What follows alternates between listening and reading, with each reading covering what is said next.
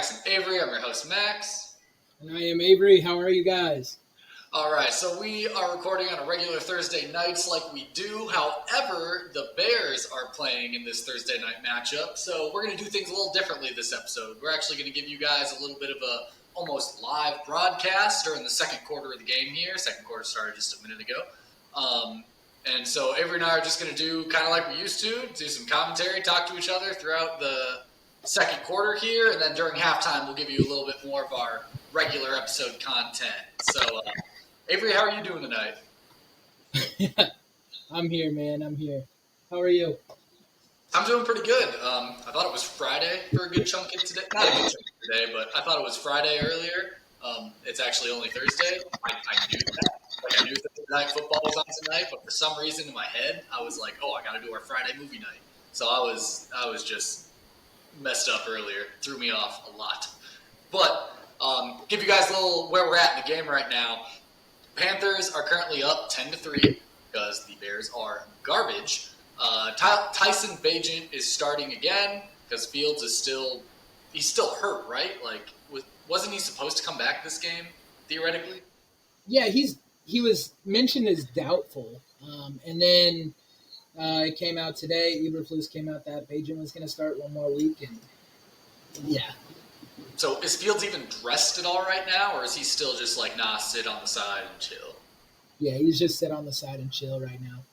Unfortunately, I mean, it's not Fields' fault. I mean, it's an injury. Like, yeah. It's one of those things that just sucks, you know, like sitting out on the sideline. You were supposed to be back. I mean, we thought this was going to be a one-game thing. And right. It's going on 4 now? Yeah, no, and that's like the worst part about everything is like it was supposed to be a one-time thing, or at least 2 weeks. Like they were talking about 2 weeks, you'll be back, you know, Tyson Bagent. And now, dude, like we've dropped, 2 straight? And we're 1-3 with Tyson Bagent, and it's not like we're much better with Fields. I'm not even talking records wise. Like, yeah, who's to say what record's going to be with or without Fields? But just the being out for so long, like, where are you? Like we all thought he'd be back by now. This is starting to get eerily similar to Fields' rookie season, where he was playing behind Andy Dalton, and Andy Dalton got hurt. And Fields played, and he played a lot longer than we expected. And he also looked poor, kind of like Tyson Bagent is, like, the past couple games. Right. Not to say that things will go ultimately the same way, because I'm sure we keep Fields after still. But still, just the similarities right there is astounding to me. For sure. And I'm just, like, the one thing with this, right? I don't mind seeing Tyson play. One person I love watching play is Deontay Foreman. I don't know. Oh my gosh, dude. He is. I don't know if you remember Jordan Howard for Chicago a couple years ago. Yeah, I do. Yeah. It reminds me of Jordan Howard. Just the way he runs his play style, it's like phenomenal. I also don't understand why they have Jason Kelsey on this broadcast right now. Yeah, that is a weird one. Probably just because he has a popular podcast, and who knows? This is kind of a random thing. But no, yeah, I am loving Foreman right now. I picked him up in our fantasy league because I know Herbert was hurt, and then Roshan was hurt for a bit there too. And that was probably, honestly, the best thing for Foreman's career, just because he has exploded and he's kind of defined himself as at least the number 2 back right now. Herbert's still out, so he's getting like 1 back reps, but still. For sure. Did you just see that play right there, Tyler Scott? The 2nd and 20? Yeah. What's his second? I might be a little bit ahead of you, actually. The Tyler Scott, you said? The completion or the end around with Tyler Scott. Okay, I'm a little bit ahead of you right now. Okay. Well, then what time do you got on yours? I got 10:50. Here, 1 second. Here's what I'm going to do. Tell me when you get to 9:29, because that's where I'm at. 9:29? Yes. Oh, my gosh. Like on the game clock. All right, hold on. I'm at, they're talking about Jason Kelsey right now. Hold on. But yeah, so all mine paused. When you get to 9:29, or when the game clock hits like 9:28, or other way, 9:30 or whatever, like tell me go and I'm gonna hit it. But right now I'm looking at a 3rd and 20. They're about to snap the ball. We are on our own 3, halfway between. Isn't that weird how like this is supposed to be live TV, live games, and like on Prime, like it can be different. YouTube TV, it can be different. I don't know. Well, It's so this weird. is on YouTube TV right now. Or It's on is it? Prime. No, we're on Prime. Yeah. Okay, yeah, I was going to say, well, because we're both watching on Prime, so we should theoretically still both be at the same time. But yeah, it's weird how streams get delayed and stuff like that. Like, they're never quite perfect. Yeah. I'm at 9:55. You are way behind me. You got like, are you actually live? Like, did you hit live? Like, are you actually caught up, or is your video truly behind? No, yeah, I'm actually like caught up. Like it says you're live. That is so strange. I made a big trade for DJ Moore this week. I wanted DJ Moore. I've been wanting him for all year, and so I went out. I got him. I've been trading away like all my picks in fantasy football. I mean, at this point, I don't care. I'm at 9:29. You can unpause. All right. DJ Moore is definitely a solid one to have. That is, I mean, hopefully it'll be better with Justin. Typically, you still like receivers on good teams, but he is Chicago's number one guy right now, honestly. Like, just offense in general. Right. Including running game, passing game, whatever. Like, he's just the dude. So definitely not a bad pickup to take there. See, I don't know, man. Like, you say he's the dude, but Cole Kmet has came on strong the last couple of weeks. And I don't know if it's just the connection with how young rookies want to go to their tight ends, usually. I don't know if that's like, Tyson Bagent, that's my security blanket, throw the big 85. But he's been performing really well this year, Cole Kmet. So I've been pretty impressed. Yeah, I guess I'm thinking of like yardage. I'm thinking of like yardage and just Cole Kmet catches the ball, yeah, but DJ Moore catches the ball and fucking makes magic happen after the catch. You know what I mean? Like that's kind of what I'm thinking of. Oh. He fumbled the ball there. He did. Yeah, I think I might be ahead of you now. You're slightly ahead of me now, but that's fine because I can fast forward a little bit and now it's commercial. Okay. I mean, since we're into the commercial break now, you want to kind of talk about some of the stuff that we had planned talking about before we decided to do this little podcast thing? Sure. We'll talk about our NFL stuff right now, just kind of keep it NFL based and whatnot. But so let's talk about the Bears last week. That's a good starting point here. Bears game going on this week. Let's recap last week a little bit. You already alluded to it. We're 1-3 with Tyson Bagent as quarterback. That would include last week's game versus the Saints. We lost 24-17. Not a great game. No, not at all. Dude, it's hard because like with Tyson Bagent, man, like you see flashes. You see a lot of flashes and you see, okay, this guy could be the franchise guy, or maybe not even franchise guy, but this guy could be good. And then the fourth quarter happened. And so Chicago Bears in general had 5 turnovers as a team. Not Tyson Bagent, he only had 3, but or 4. As a team in general, they had 5 turnovers. And the Saints had 0. And it was still a 7-point game. So that reflects how well our defense played against the New Orleans Saints. Like, that's my big one.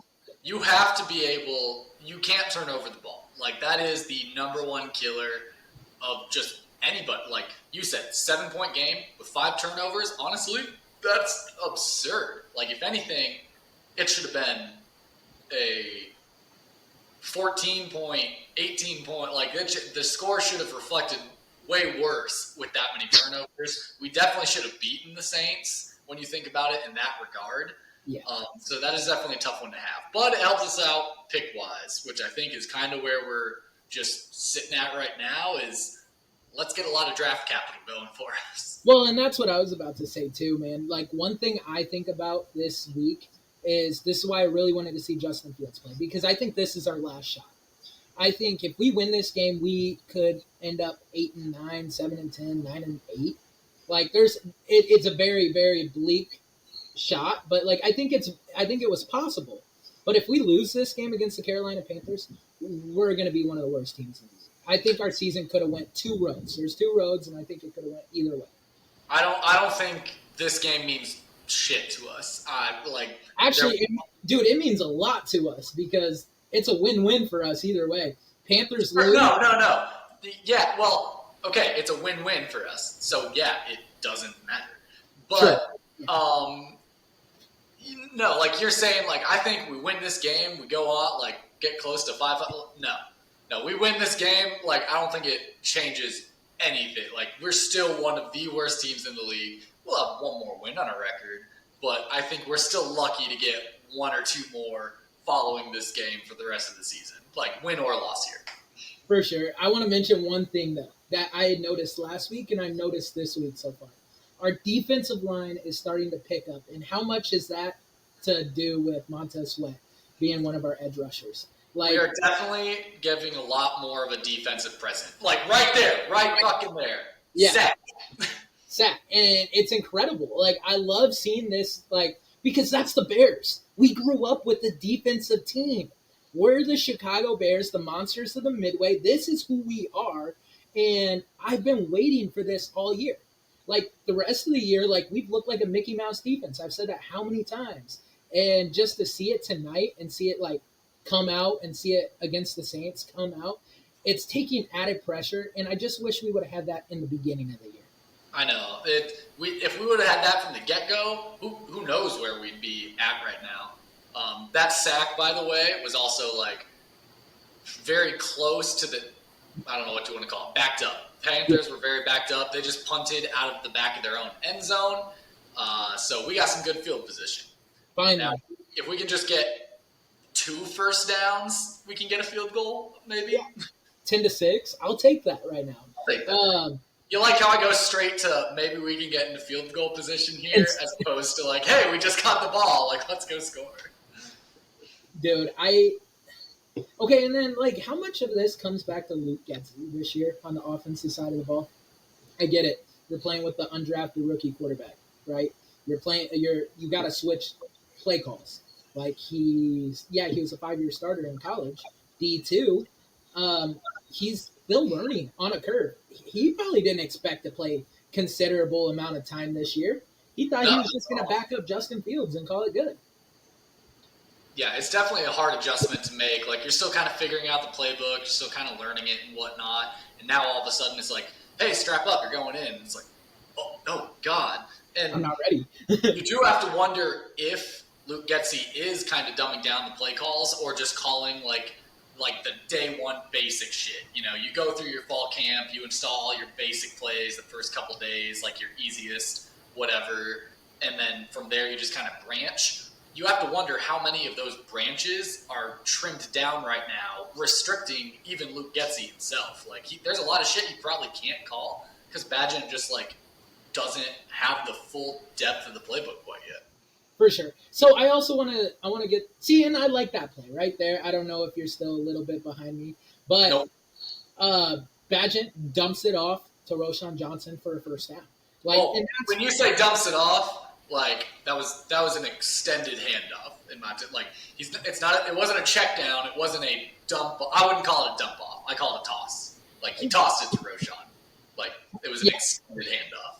Tossed it to Roschon. So like I mean, but at the same time, that's the type of play. No receivers are open downfield. It's a nice little check down. He gets the first down. It's not a check down though. That was like a designed run. No. Maybe you are ahead. No, okay. I see. You are ahead of me now. Okay. All right. I was like, what are you talking about? I was like, Max, what are you talking about right now? That was literally a check down. Forward a little bit. That's fine. Let me. I'll pause it when it comes. Don't pause it. Remember, I paused mine, so I can just skip ahead. Okay, yeah, that's fine. All right, he just threw an incompletion to Roschon. Okay, yeah. And I'm watching Jason Kelsey and. I might have gone a little too far. But Jason Kelsey. Yeah, riding a bike. Yeah, there we go. Yeah, and okay, now I need to continue forward a little bit then. But anyways, like no, I do like what Bagent shows. And like let's get this straight. Is it Bagent or is it Badgett? Because like I've heard the announcers say both. And it throws me off. I honestly don't know. If you go back and listen to the beginning of this podcast, I have said it both ways. I know. Episode so far, I really don't know. That's where I'm coming from. I'm like, is this Bagent or is it Badgett? I like to say Bagent. It sounds more right. I'm gonna have to listen to Kirk Herbstreit say it at some point. Bajent is easier to say. Like, I naturally want to say Bajent, but then I think I want to say it is Badgent because I think some of the guys at Oh. work like use Badgent more often, and it makes me think like, oh, maybe I should be saying Badgent. Which But I'm I wondering. really don't know. All right, did you just throw a fade that almost got picked off? Yeah. And this is the mixed bag that I've been talking about with Bajent. Like, I like it because he knows how to get to the check down, and that's something Fields struggles with. I'm not gonna lie, Fields does struggle with that. But he was getting better before he got hurt. He was definitely getting better of like getting the ball out, hitting, okay, 1-2 is not there, hit it to your third guy. And that's something Bajent does well, but when it comes to like yards, 15 yards or plus down the field, he's not that accurate. Now, I will say, as far as like fades like that, that looked pretty fucking accurate to me right there. Big play by Boston Scott. Yeah. Not Boston Scott. Tyler Scott. Yeah. No, the fade, when you're throwing a fade like that, that's not necessarily a super accurate kind of fade. Like, that's like a get the ball up there, let the receiver go get it. Like, that is the least coachable like play you can have. It is throw it up, receiver go get it. For sure. DJ Moore, little end around, nothing there. One thing I want to say too, though, is Tyler Scott, man. Like, I love seeing Tyler Scott on the field, and maybe it's just because Velus Jones has been so bad for the Chicago Bears. I hate Velus Jones, and Tyler Scott and Velus Jones have the same play style and play set. And seeing Tyler Scott, even though he's a rookie, like he's been performing his ass off. And yeah, I think the biggest thing I'm excited, or the reason I would say I like Tyler Scott, is because it's what we were talking about with polls the whole time. How we're like, hey, he found Tyreek Hill for the Chiefs. Like let's let Tyler Scott be that guy. Like, yeah. That was our late wide receiver pick that, like, let's hope to God he saw something and he was fucking right. Like, nailed it on the head again. And he's had a good year. Like, I mean, he's caught most of the balls. And I like when they put him in motion and they do end arounds with him because he's so quick. He's so nimble. He could almost be a running back. Like, the way he runs in space, he could almost be a running back. He finds the holes. He breaks through. He has that acceleration speed. I like that. We're quietly driving right now. I know. I'm liking how we're moving it here. Oh, another fade. That one was tipped, though. Yikes. No, going back to what we were talking about with Badgett versus Fields and whatnot, skill sets. Fields having a hard time to, like, get rid of the ball. Like, that was, like, one of the number one things I think we saw from Badgett the very first game was just, like, no one open, chucks it out of bounds. Like, nope, no one here. Like, boom, just ball gone. Like, I don't know if he took a sack. And Fields, we have watched take many sacks as he'll just scramble further and further and further back. Like, dodge one guy, backed up 10 yards. Dodges another, backed up 10 yards, and then goes down. It's like, dude, just get rid of it. Hey, what did I say? Field goal. 10-6. But I wonder if that stems from Fields is very, very much a running quarterback. Yes. You know, like, he is so used to, like, no one open, like, I'll make a play right now, take off.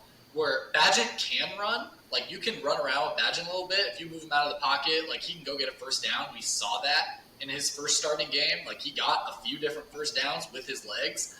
But I think Fields thinks he can force it more or is so much more used to doing it or wants to do it that he holds on to that ball thinking he can make something happen, even when sometimes it's like, dude, you just got to get rid of it. Like, you're not making a play, dude. I want to say one thing with Fields is that he does make plays with his feet, right? He can make plays with feet. So does Bajent, whatever his name is. Bajent, he can make plays with his feet also. But the thing is, it shows Justin Fields has a much stronger arm than Bajent does. And I've noticed that throughout the last couple of games. Sure, but I mean, that wasn't the point. I'm not saying anything about their comparison. I'm purely speaking of, like you said, harder time just throwing away the ball. I think it's because of that, like, much more running mentality. He tries to hold on and make something happen compared to just, like, chuck it out of bounds. For sure. And Bajent, sometimes he reminds me of another backup quarterback in the league that's been getting a lot of light and shine is Josh Dobbs. Like, I feel like Bajent plays a lot like Josh Dobbs. Josh Dobbs, on 3 days of getting to know the playbook for the Vikings, literally came in because Jaron Hall got hurt and came out and led him down to the game-winning drive and scored a touchdown. They beat the Falcons 31-28. That was impressive, man. Like that, I think is so funny how Dobbs went from playing in Arizona for the Cardinals, then Murray comes back, and who goes down? Kirk Cousins. And it's like, hey, we could use you a bit. Like, he's a backup rookie quarterback who's just playing, like, multiple teams, like, year one. Just like, oh, I've started every game. No, Josh Dobbs isn't a rookie. He's been in the league for, like, 7 years. But still. Not rookie, but yes, just he's been starting or, like, playing this whole season. Like, he was a starting guy. Yeah, because I know he played last year for the Titans in their playoff game because Ryan Tannehill got hurt in the last week of the year. And then he showed a decent amount, and the Cardinals brought him in as backup. They got rid of longtime Colt McCoy.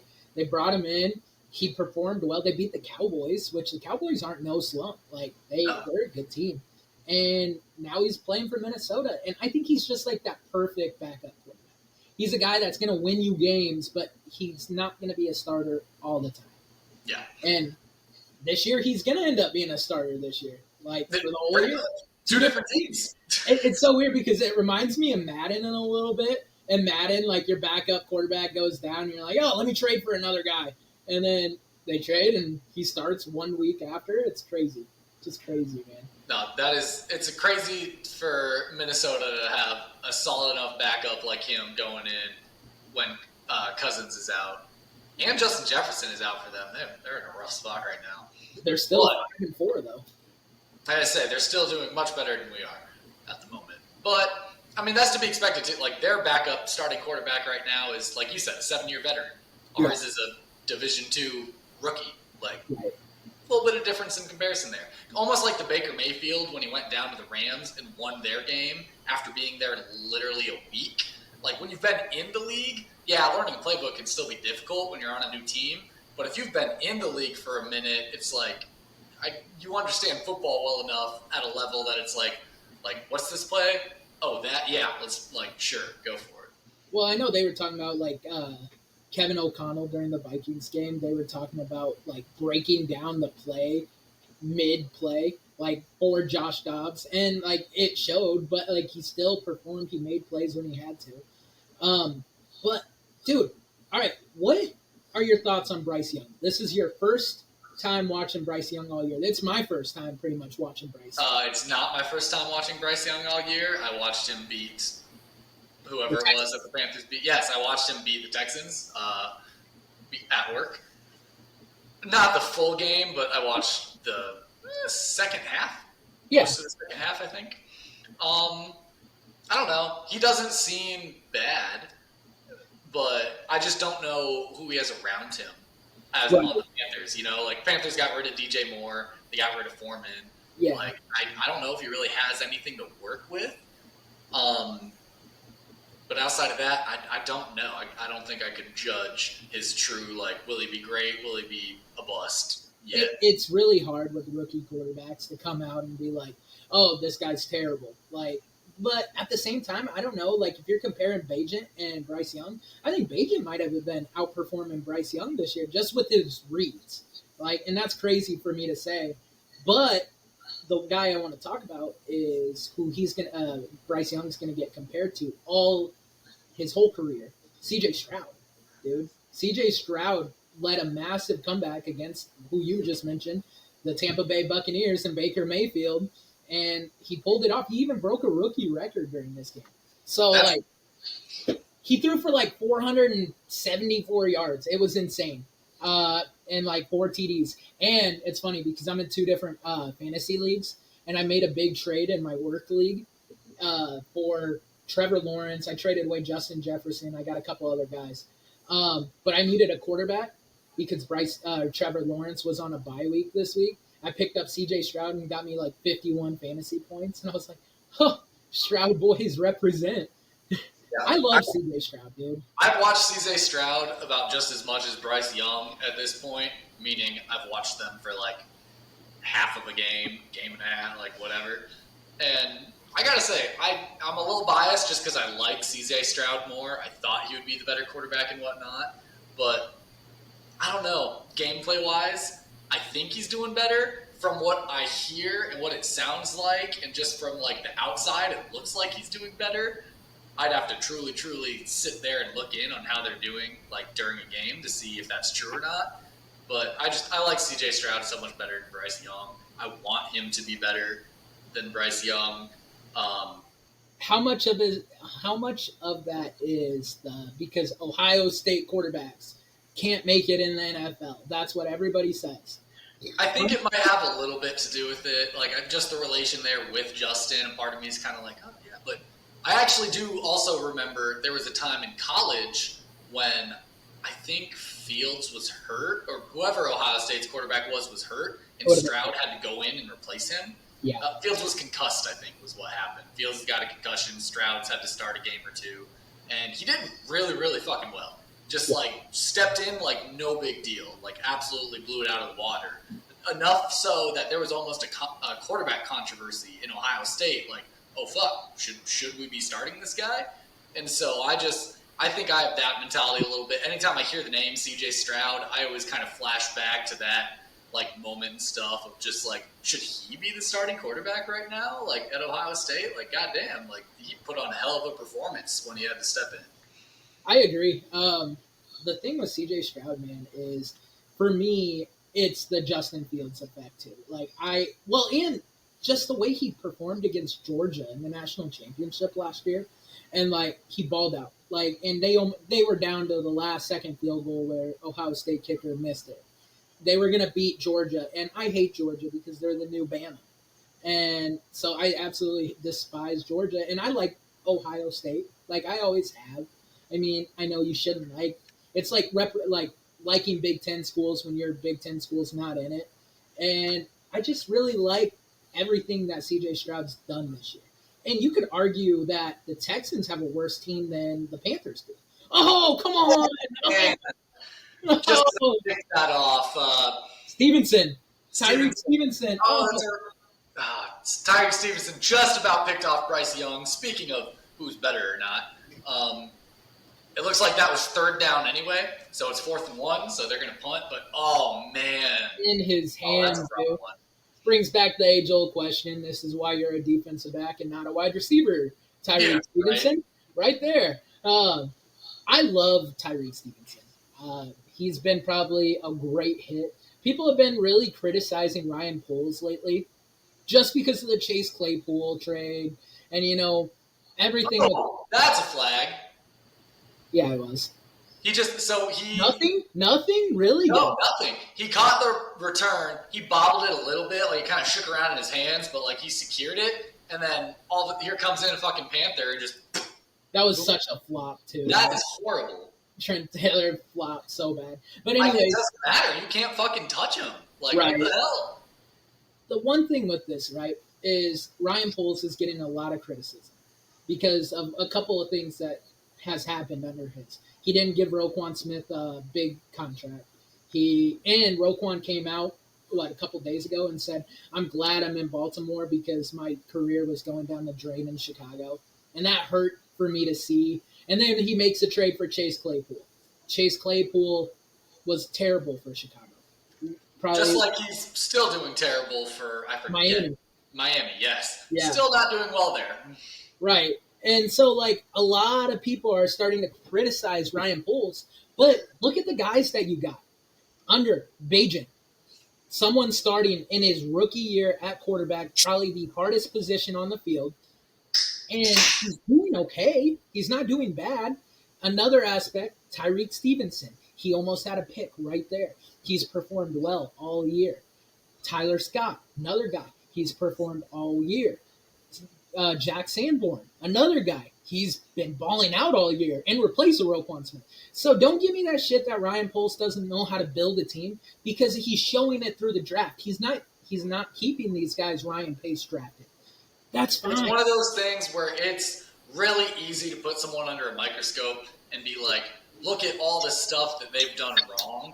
Even if that, amounts to nothing when it's covered up by the amount of things that they've done right.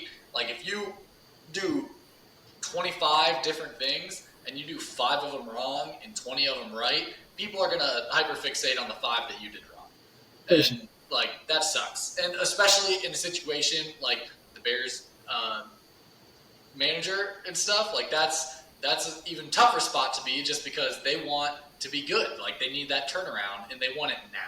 You know, like they're expecting to bring a guy in and have him turn around the team now, which it doesn't happen. Like it just doesn't work like that. Like it takes 2 or 3 years to actually get things truly turned around and moving in the right direction.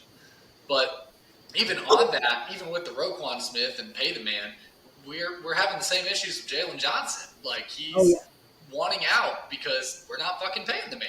Like fucking give the good players the fucking money they deserve, and maybe they'll actually stay. Well, and that comes back to my next thing. How much does that make Jalen Johnson upset that Montez Sweat got his 4-year, $98 million contract over him, and Montez Sweat just got to Chicago? Yep. That's hard. That's really hard. What's his flag on? I'm curious. I'm not 100% sure. It's got to be on them. It's got to be some sort of targeting or something. He just hit Roshan to check down. Oh, yeah, he was going down. Oh. Yep. Oh, yeah. We need that. That's good. Yep, that'll help. Once again, Tyson Bagent completing a little check down there to Roshan over the middle.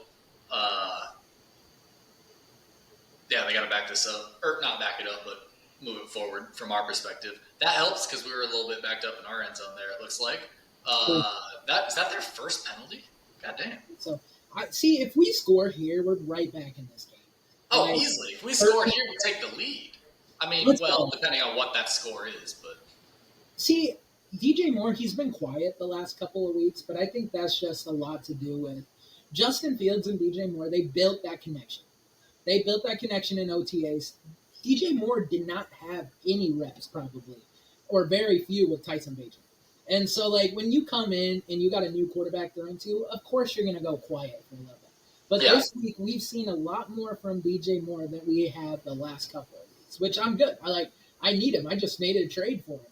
I need him to keep getting these catches. That chemistry is wildly important. Like, especially just, like, you're talking about even throwing the fades and whatnot, like his accuracy being bad. That's not necessarily an accuracy issue. That's a knowing who you have running down the field issue. You know, like, I can throw a pass to 5 different guys, and I can put them in the same exact spot every time, but it's going to line up differently with those 5 different guys because they all are going to be different. And just a testament to his feet right there, scrambling to get the first down because he saw a hole, he took it, he got there, and he goes down. That's good. That's great. It's what, we need someone who's mobile.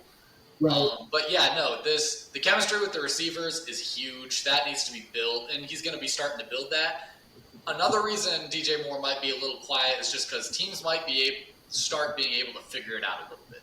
You know what I mean? Like, oh, this is the number 1 guy. Anybody else they throw to isn't really a threat. Like, let's fucking bracket this guy, double cover him, like, make sure he's not getting the ball anytime soon. For sure. I think Bagent's played okay this week. I mean, he hasn't thrown a turnover yet, so he hasn't thrown a pick. He hasn't fumbled. He did get up a little gradually after that hit. I don't know if you noticed that. I was getting a little nervous. I do not want to see Nathan Peterman. And there's DJ Moore once again. There he is again. There he is nice again. Little toe tap. Yep. Oh, dude, how big was that, getting DJ Moore from Carolina? Like, I love DJ Moore. I think I haven't loved a player like DJ Moore in a long time. Like, I loved Roquan Smith just because he was the best player on the Bears for the last 4 years. But DJ Moore, yeah, he's just so special, man. So special. I love it. It's like I said, when he gets the ball in his hands, obviously you can't see it right there because he just had a little toe tap and right there.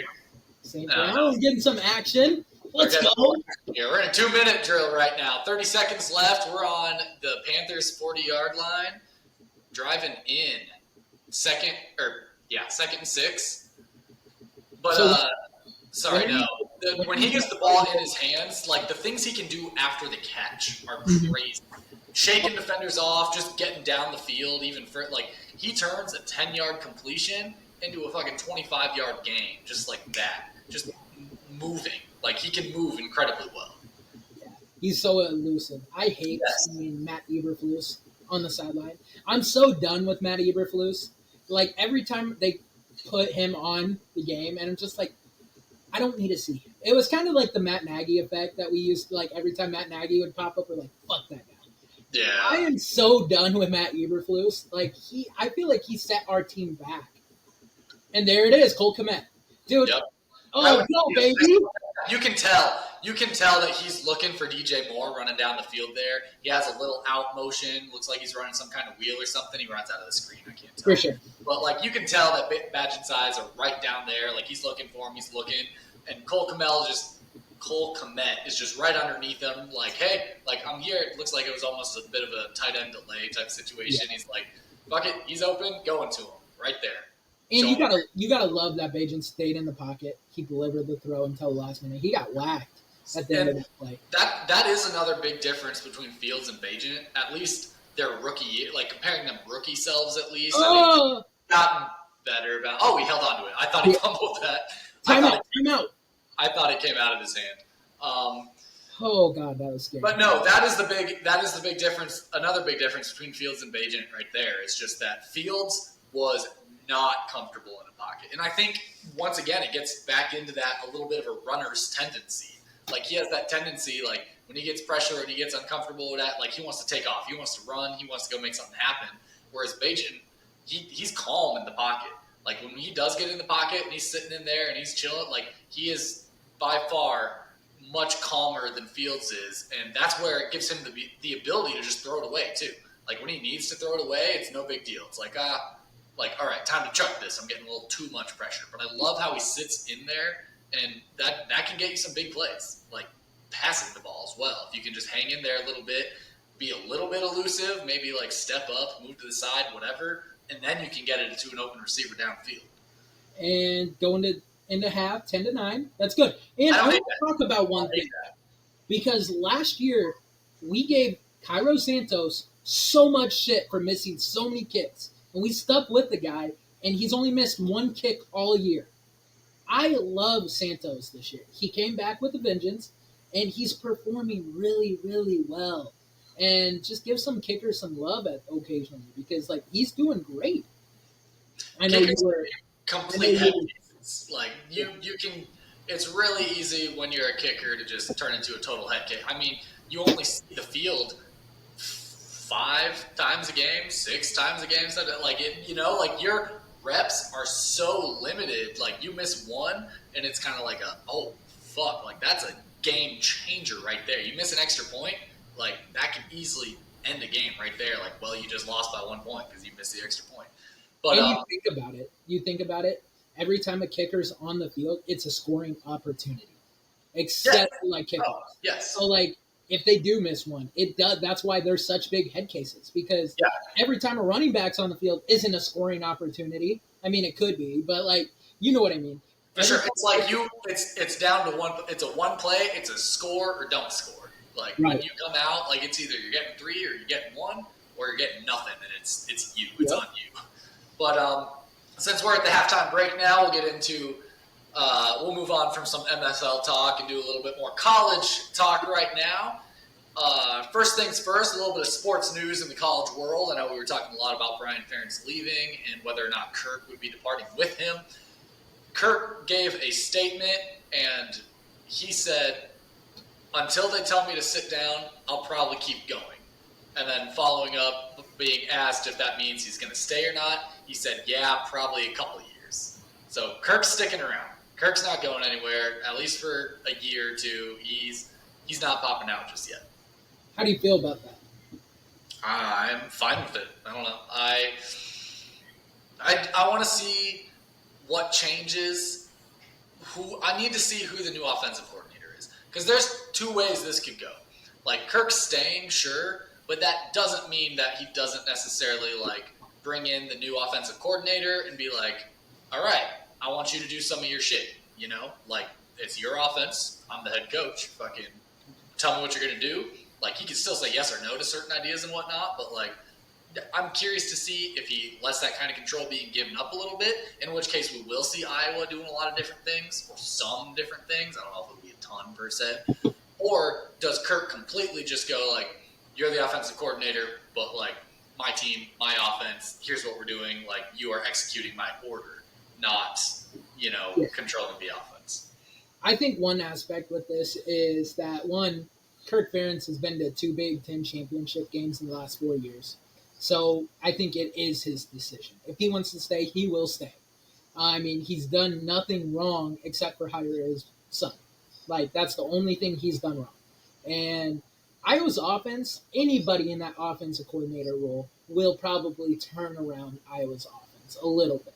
Because Brian Ferentz against Northwestern, they won 10-7. And that was an ugly game at Wrigley. And, dude, just keep hammering the under. I'm going to hammer the under again this week. Always hammer the under. Surprisingly, after this game, Iowa gets ranked number 22 in the country now. Yeah. I don't understand why. I'm honestly not going to lie. Northwestern is a garbage program. We barely fucking beat them on a last-minute field goal. Just like 22 in the country. I don't know. I don't believe it personally. I like being ranked. I'm always happy to be ranked, but I think if we won it against number 25 in the country, we get our shit kicked in. Right. No, and I think that's like another big aspect with it. Number 22 in the country is all because of clicks. I mean, because if Iowa runs the table, they beat Illinois. Who do we got after Illinois? We got we have Nebraska. Illinois and Nebraska. That's it, right? Yeah, that's it. No, it. we played Rutgers this week. So if we beat Rutgers... okay. Rutgers this week, then Illinois, after Illinois, Nebraska. So if for some reason we beat the Rutgers, which they're 6-3, so don't sleep on Rutgers. No. They're 6-3, and if we beat Rutgers this week, and then we beat Illinois and we beat Nebraska, we're a 10-2 Iowa team. You have to be ranked.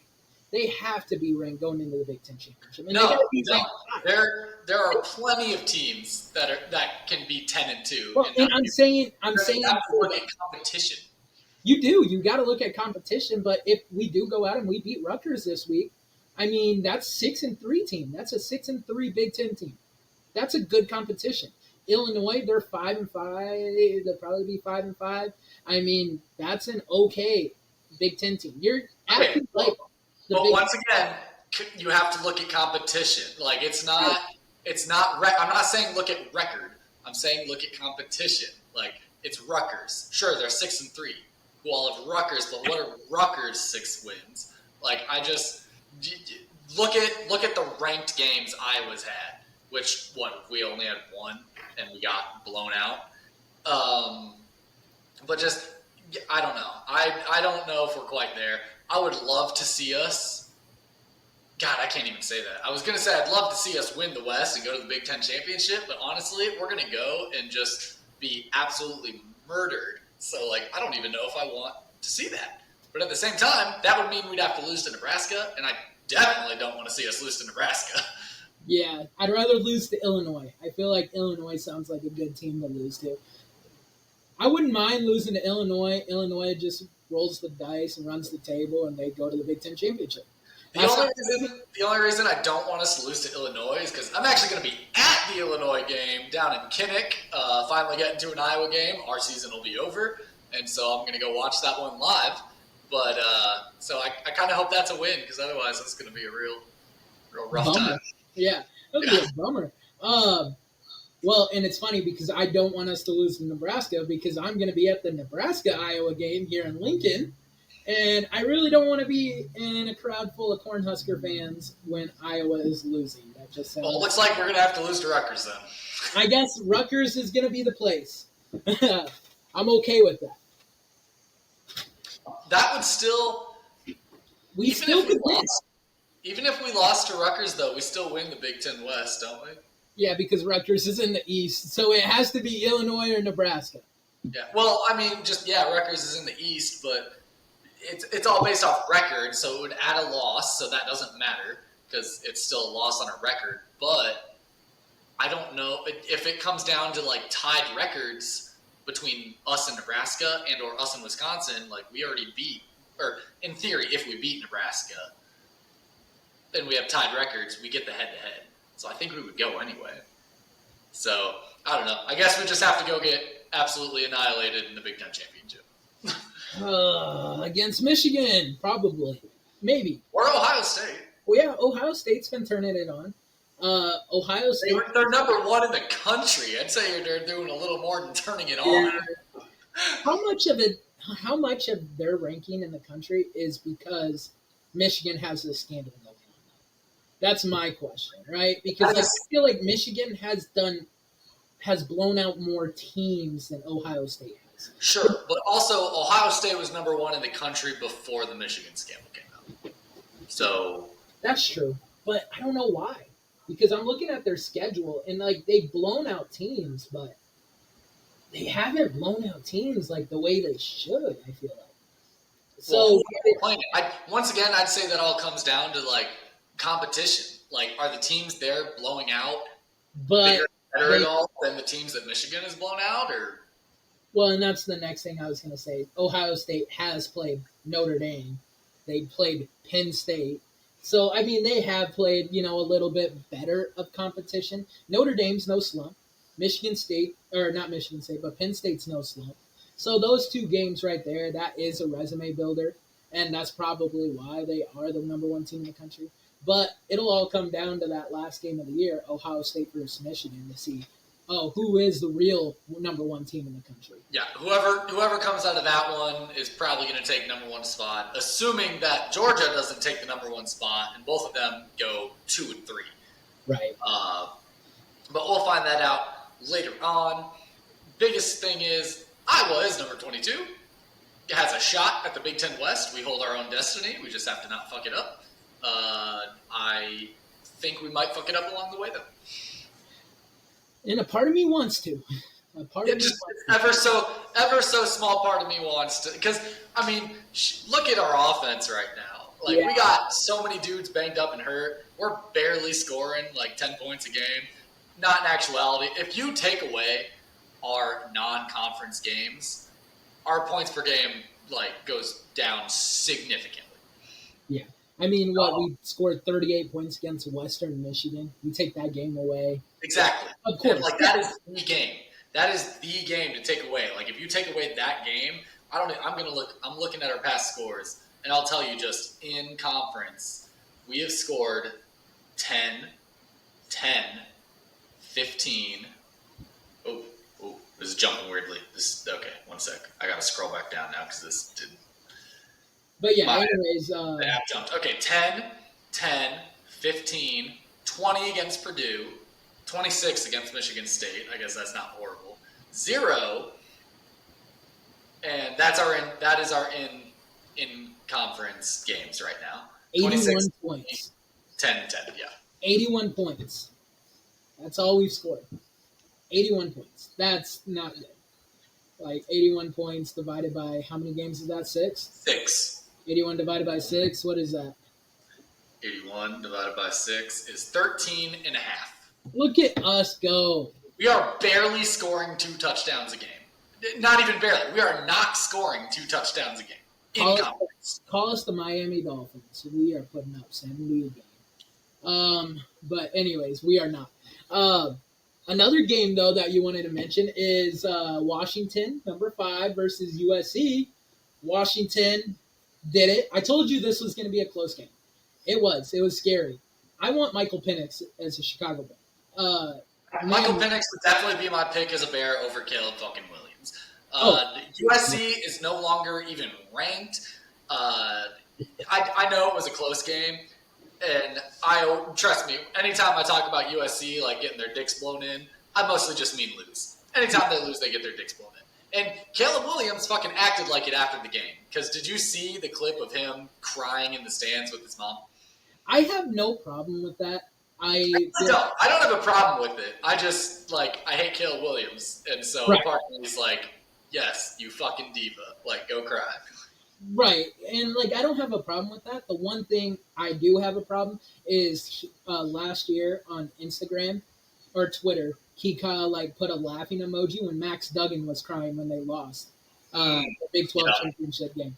And so he said, LOL, laughing emoji. And then this year, he's crying after a loss to number 5 Washington. I'm like, Max Duggan, I know Max Duggan is probably a bigger person, But if I were him, I would definitely at Caleb Williams, LOL, crying face laugh. For sure, 100%. And fuck this Matt Eberflus guy. I'm so sorry. 1-14 when the Bears have allowed the first score. That's so bad. That's horrible. That's terrible. All right. It comes back to coaching. The third quarter of this game is starting, so we're going to wrap up real quickly here. But we'll talk real quick about another game we're going to mention. Alabama versus LSU. Alabama did end up taking the win, 42-28. However, Alabama is still number 8. They have jumped none. LSU is now number 19. They have moved down. So. They're still contenders. That's all I have really to say. don't think they are. Look, like you were kind of convincing me. I'm like, SEC championship, beat number 1 Georgia, who's not even number 1 anymore. So, but I'm like, okay, yeah, you beat the number 1 team. Like, you might have to questionably go in it. But even if they did at this point, even if they did beat Georgia, who's number 2, unless one of the top 5 teams right now, who are all undefeated, lose a game at some point. Which, guess what? I don't think they're getting there. One of the top 5 teams will lose a game in Ohio State and Michigan. They play each other still at the end of the year. They do play a game. And guess what? Another Oregon and Washington have to play each other one more time. Washington loses to Oregon because it was a super close game. That's 2 teams right there. That's why I'm saying, and Texas, they still have a Big 12 championship game against Kansas. Or I'm not even talking like Texas right now. I'm talking about the top 5, more so the top 4. But and you have to asterisk Michigan and Ohio State in my head because, like, yes, someone is going to lose that game, but who are they going to lose it to? Either the number 2 or the number 3 team in the country. So they're still going to be probably top 5-ish after a loss, depending on how the loss is taken. I should say.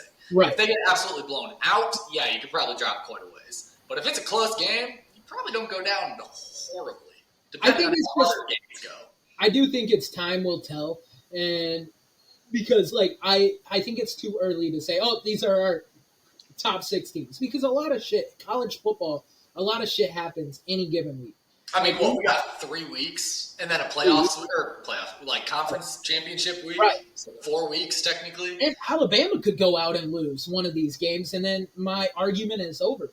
But I'm just saying, never count a 1-loss Alabama team out. Alabama, they're just such a well-ran organization. And I know people used to say that about the Patriots. Ooh, we almost blocked that.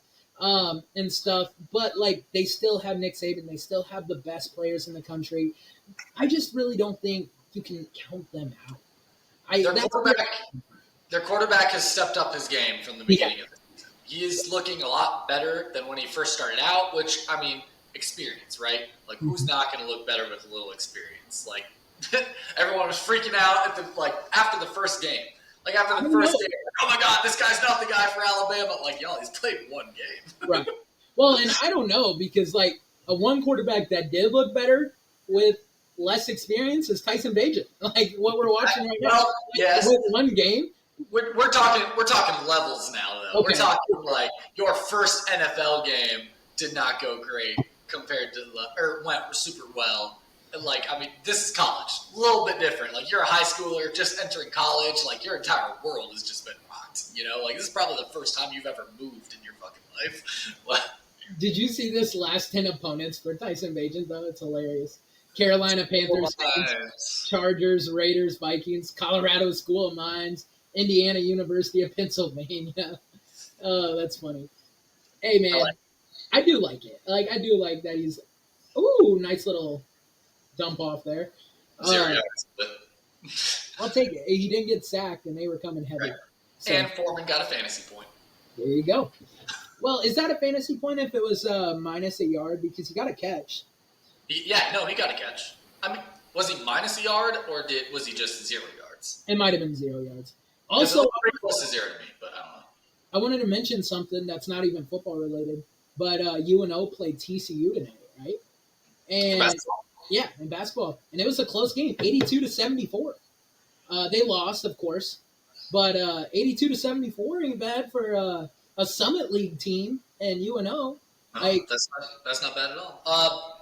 going back to Iowa a little bit, I was actually at the Iowa women's basketball opening game against Fairleigh Dickinson, the men tournament contenders. Yeah, words. I thought it was funny. It was like Fairleigh Dickinson. I feel like we did so much talking about them during March Madness, and then here their women's team is playing Iowa, and I was like, oh, that's cool. But me and some of the other coaches went, and we got there right at the end of the first quarter. Caitlin Clark already had 21 points. She's a beast. She's a beast. Oh, also, I wanted to say congratulations to the Colorado women's basketball team for beating LSU. They beat LSU. Yes. Yeah. They beat LSU. I think it was 82-70, and I was shocked. I was like, look at Colorado go. That was impressive, man. Like, just seeing them take down their number one team in the country right now, that was cool. Now, very, very hard to say as we are so early in the season, and by so early, I mean there's been one fucking game. Right. But just from what we know of right now, Iowa, still with Caitlin Clark. LSU lost to Colorado. You think Iowa has a good shot at winning it all this season? I do, man. I think Iowa, like, we were close last year. I actually read an article today, and it was talking about the officiating was like 87% accurate during the national championship game against LSU. And if that would have been in the top 90, like, Iowa would have had a good shot of winning the national championship. And I could have told you that. Well, yeah. Sucked. Oh, I know. But yeah, and the NCAA took a hard look at it this offseason. There you have, I think it was over like 40% of the refs are going to be new in the tournament this year. So I'm pretty happy with that. I'm hoping that Iowa can keep going, man, because they look good. As a coach, that is like the number one thing that I could ask for. Is like, hey, you shitty-ass refs, like, lose your fucking job. Like, what happens if I don't win games? I lose my – or more accurately, Division III probably. What happens if I don't bring in a bunch of recruits? Or, like, I don't bring in my number of kids that I'm supposed to bring in and stuff. I lose my jobs. Why should you continue on reffing if you're not doing a good job? And, like, we can all see it. That's the worst part, especially at the higher levels when you have replays and all that stuff like that. And you can even overturn some mistakes. Like, we kind of called it wrong, but, like, we can't watch it. No, you can watch it. You fucked it up. Like, awful.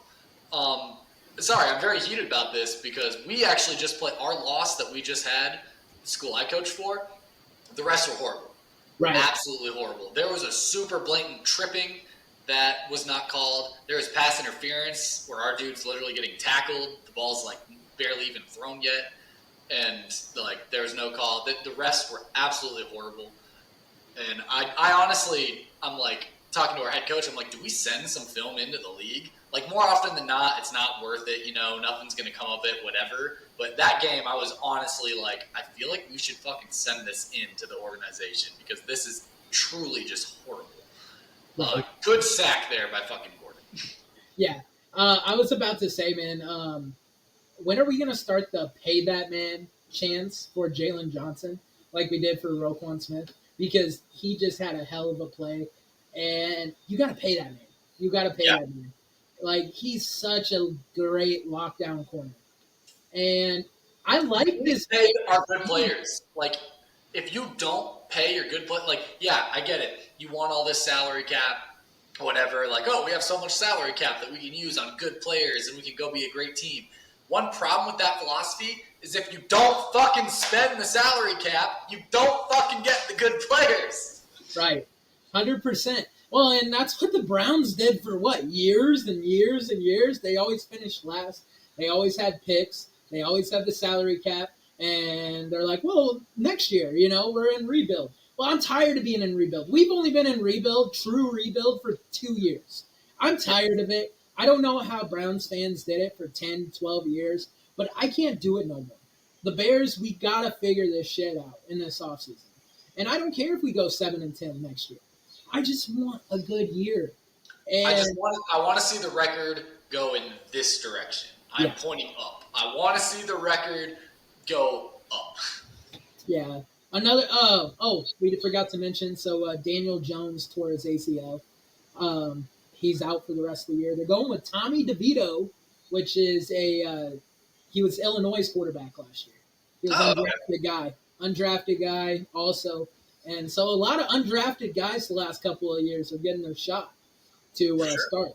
He wasn't a bad Illinois wasn't a bad team at all last year. Last No, year they they have a had a shot to decent win. little Yeah, I think once Iowa beat because they were like the team to win the Big Ten West going into the Iowa week. We beat them, we leapfrogged them, and then Purdue ended up beating us, and then they won.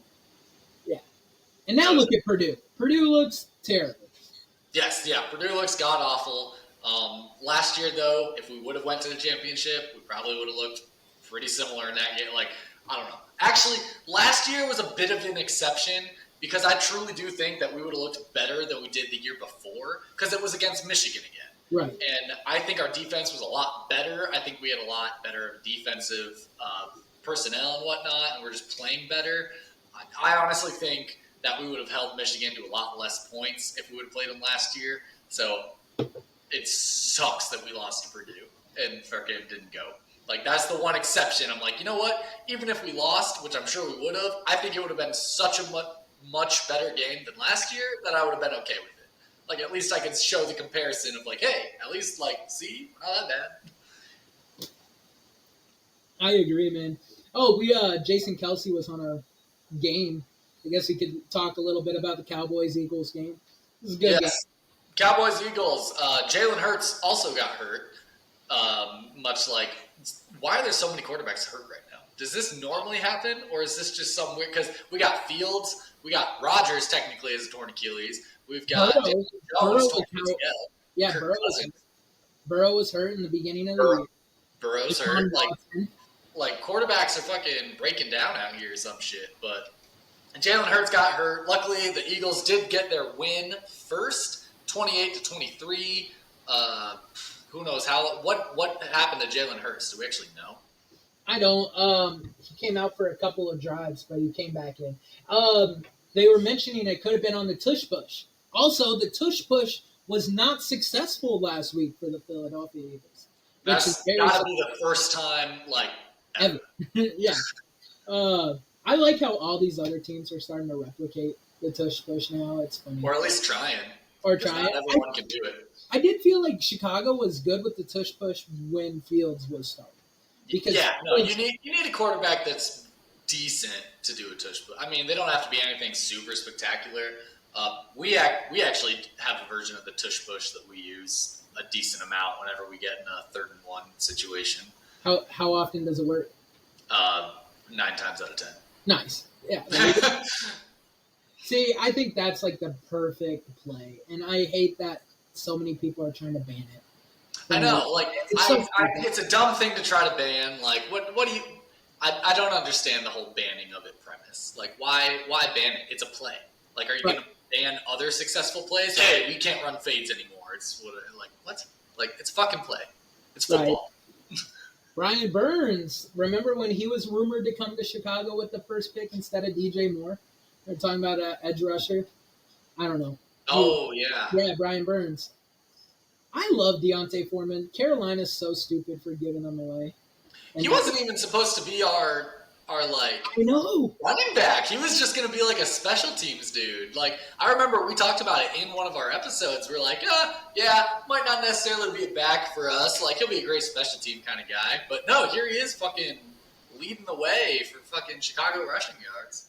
I thought we were high on Foreman. I thought it was Travis Homer we were talking about as a special teams guy. Deontay Foreman was the one. I don't remember. Oh, Cole Kmet. And also, I'm just going to say it. The year that Cole Kmet's had, like, he's well worth the contract that we gave him in the offseason. We gave him that big contract, and he's came out and he's performed all fucking year. He's turning into probably a top 10 tight end. I guarantee it. Like, look at his stats. I'll have to pull up his stats because he's looked great this year. Look at Deontay. You're ahead of me again, and I can tell based off the plays I just watched because you're talking about Foreman, and then you talked about Kmet, And I saw this happen like 30 seconds later of why you would mention those two guys. So Cole Kmet this year has Tush Push. We got it. 41 receptions for 374 yards and 5 TDs.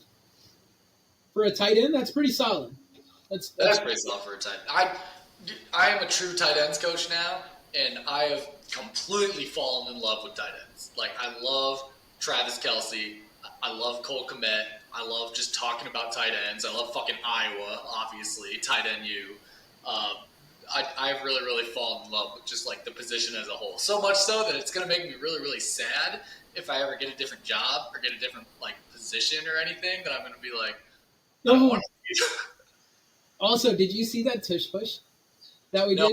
I kind of skipped over it because you said Tush Push, and I was nowhere near a Tush Push happening, and I was like, I need to skip ahead. Okay, well, the Tush Push, we had Cole Kmet line up at quarterback, and we got it. That's a fun little wrinkle, like having your tight end line up. I guarantee the Chiefs could do that with Travis Kelce. We motion our tight end behind the quarterback and then Tush Push. He took the whole snap. But having him take the snap, that is interesting. Get in the end zone, baby. Hell yeah. That's 6 fantasy points. I might win this week. JK, my team's not that good. I was going to say, you think you'll actually win this week? No, not a chance. Oh, man. I love the trade I did for DJ Moore. I traded away Miles Sanders, but I also traded away my second-round pick. And Miles Sanders has negative 0.5 points tonight for Sam. And DJ Moore has scored me 11. And I'm starting the Bears defense. Don't know why. Foreman has got me 15.4 points right now. So shout out to that man. Is this the first lead of the night for Chicago? First week of what? Is this the first lead of the night for Chicago? Oh, the first lead? Yes. Because we immediately went down like 7-0. Yeah, and then it was 10-3. That was rough. Yep. Look at us. Could we be 3-7? Knock on wood. We are playing the Panthers. Like, come on. Like, we're playing the Panthers. Like, but still, a win's a win. Hey, a win is a win. Our head coach says that all the time. He's like, a win is a win is a win. Like, doesn't matter if it was pretty, ugly, whatever. Like, it's a fucking win. Like, celebrate it. Like, yeah, fair enough. So I watched this Netflix series, or this Apple TV series called Ted Lasso. I know you know all about Ted Lasso. Yeah, I watched it years before you, and then you asked me if I knew what it was, like it was some new thing. Well, to me, it got me into soccer, or I should say football. And you should say soccer. Football. But dude, I've only watched one full game, but I've actually like kind of gotten into watching all the highlights for Manchester City this year. I picked the best team in the Premier League. I had to. I got a buddy. We've had him on as a guest host. He's a diehard Dallas Cowboys fan, or was a diehard Dallas Cowboys fan. And he was so burnt out from the Cowboys and devastated when they lined up Zeke at center last year in the last game of the year. And he decided just to stop being a fan of the Cowboys and switch to the Kansas City Chiefs. The best team in the fucking league. I hate it so fucking much. We need to bring him on as a guest host. We do. I hate it so much. And they brought him in. And so I'm like, you know what? Fuck this. I'm so down on the Bears right now. And I'm so down on the Hawkeyes having such a bad offense. I was like, I'm tired of football. I'm just going to pick a whole new sport in general. And I was watching Ted Lasso. I'm like, I'm going to get into Premier League soccer. Dude, soccer is fun to watch. Like, I'm pretty sure I've mentioned it on this pod before. Like, I genuinely enjoy watching soccer. I've probably said this before, but I got big into it when a college friend of mine, he was a goalie on our soccer team, and we went our senior year. Like, I went to all of his games, or all of his home games at least. The parents of the soccer teams bought me a shirt when we made playoffs and shit, just because like I was always there and I was always screaming, like whatever. But so speaking of having guests on, we need next time there's a big soccer event or something, like we got to have him on. I think he's actually a soccer coach right now too. Oh, really? He's coaching in college. He's a soccer coach, so We should have him on sometime. Yeah, no, man. But yeah, Manchester United or Manchester City, there's a difference, trust me. So Manchester United's in the Champion League right now.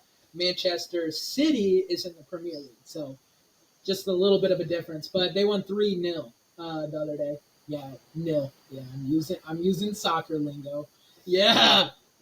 3-0, baby. And it was a good game, man. It was a really good game. And Yeah. I'm gonna watch Manchester City. It's been a minute since I've watched a soccer game, honestly. I think the last time I watched probably was the World Cup, just, not quite a year ago. It was probably the last soccer game I truly watched. I enjoy soccer, but it's not one of those where I necessarily want to watch a team I have no, allegiance to. Like, if I'm watching a game, I want to have some sort of connection to the game. I don't just want to watch a random game.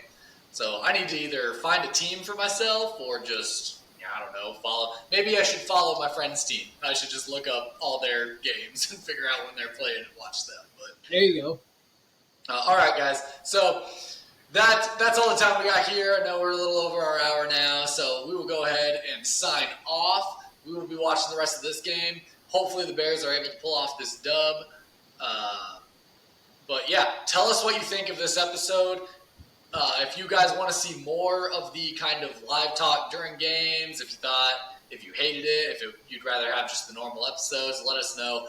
I want to hear your guys' feedback. Like, was this something you liked? Was this something that was horrible? Let us know, please.